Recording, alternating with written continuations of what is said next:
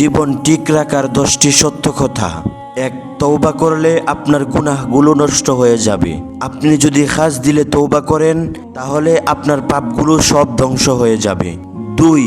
ধোঁকা দেওয়া। 3. গীবত করা। 4. খারাপ চিন্তা করা। 5. দান সৎকা করা। 7. দুর্বল ইমান। যার দুর্বল ইমান আছে তার দান খয়রাত সবকিছু বন্ধ হয়ে যায়, আপনার দান করতে ইচ্ছা করবে না। এই দুনিয়ার মধ্যে সব থেকে বড় দৌলত হচ্ছে ইমান। যার ইমান যত মজবুত তাকে আল্লাহ তাআলা তত বেশি ভালোবাসেন। 8 নাম্বার অহংকার। অহংকার জ্ঞান নষ্ট করে ফেলে। আপনার মধ্যে যদি অহংকারিত্ব থাকে তাহলে আস্তে আস্তে আপনার জ্ঞানগুলো নষ্ট হতে থাকবে। 9. নেকি কাজ করা। আপনি যত বেশি নেকি অর্জন করবেন তত বেশি পাপগুলো আস্তে আস্তে আপনার কাছ থেকে মুছে যাবে। 10. ন্যায় বিচারক। আপনি যদি ন্যায় বিচারক হন তাহলে জুলুমকারী, চাঁদাবাজি সবকিছুই দেশ থেকে উঠে যাবে। আল্লাহ তাআলা আমাদেরকে এই আমলগুলো করার তৌফিক দান করুক। আমিন।